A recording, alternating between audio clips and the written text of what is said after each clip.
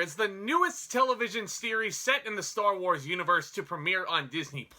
Finally, all 12 episodes in what is season number 1 of 2 total. They're all out in the open on Disney+. You can stream them anytime you want if you're a subscriber. And everyone was saying that this was the best Star Wars series yet. This series was untouchable. Well, I don't know if it's the best series. But yeah, okay, let's look at the story.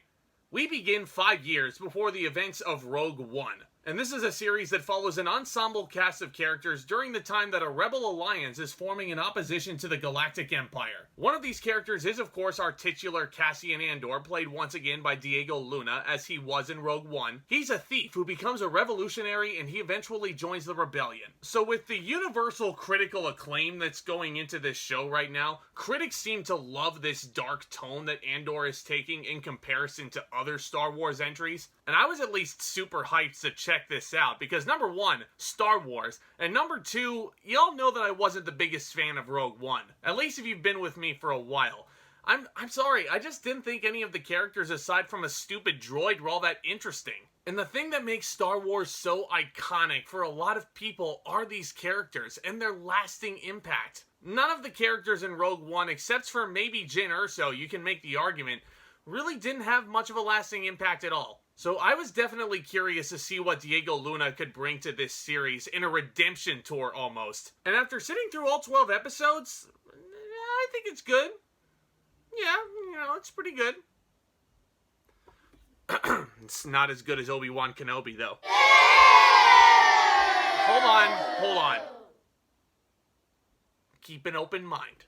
First of all, I gotta give this series credit for being at least darker than a lot of its predecessors. This took more so of a spy espionage approach more than it did an actual adventure. And I thought a lot of this direction, Tony Gilroy's creation and his brainchild, it is realized incredibly well, with all the trimmings that a good Star Wars production value will have, which should go without saying. This series looks phenomenal. The visual effects are amongst the best of any Star Wars series that we've gotten. The action sequences, oh my goodness, are these brutal. Like, especially over the past decade since Force Awakens, we've seen a lot of brutality in these series and these films. Before, when George Lucas had a hold of this product, it was pretty tame. But you see these people die. You see them get shot. You see them get stabbed with these lightsabers. And Andor being a spy thriller is certainly no exception. And let me tell you, sitting here right now, I can tell you that Diego Luna is easily the best part of this series in the acting department.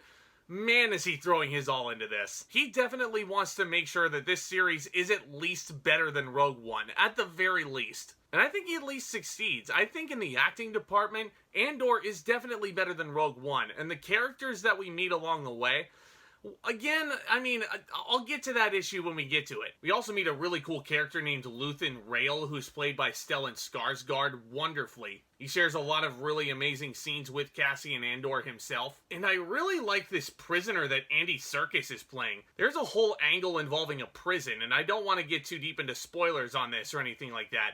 But Andy Serkis is just so much fun to watch in this. We also have a very emotionally gut-wrenching performance from Fiona Shaw as Cassian's adoptive mother. She may be the best she's been in years in this series. It was great to see her. But gosh, I just couldn't help but think that some of this series could have been trimmed down a little bit. Number 1, because 12 episodes is a lot for a series like this. Now sure, you can certainly make the argument that 6 episodes is not enough for a Marvel Cinematic Universe miniseries. Some could even make the wrong argument that 18 episodes is too much for the Daredevil reboot. I think you could have gotten Andor Season 1 completed in 10 episodes, maybe even 9. Because there's a couple of episodes that kind of just feel dull compared to the other ones. And yeah, I'll say it here too. I have the same problem with Rogue One, but a story can only be as good as its characters. The stuff with Darth Vader, the minimal stuff that you get of him in Rogue One, freaking awesome. But think back to all these characters in Rogue One.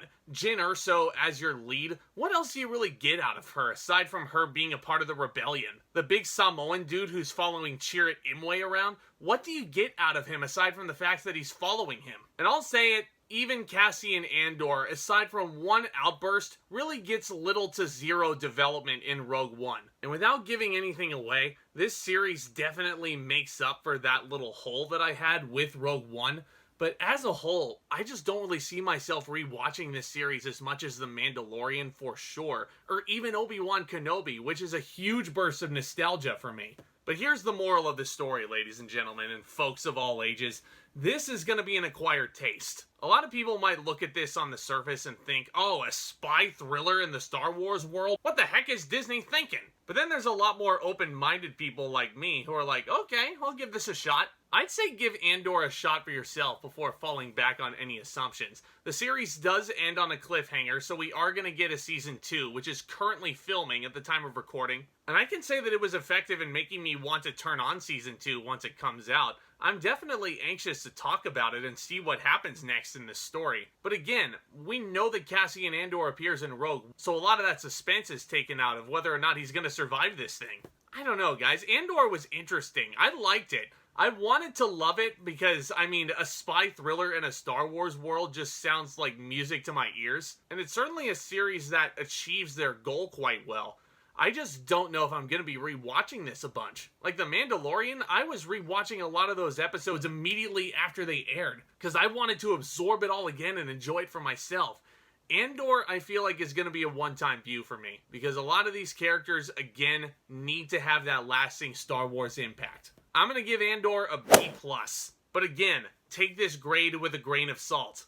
A lot more people are going to absolutely adore this series, and you know what?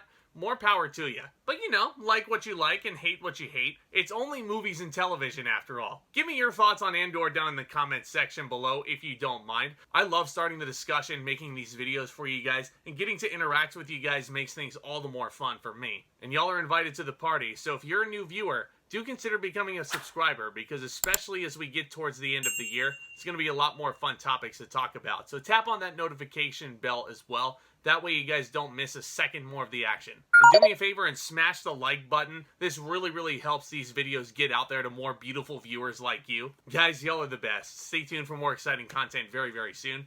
With all that being said, back talk, commence.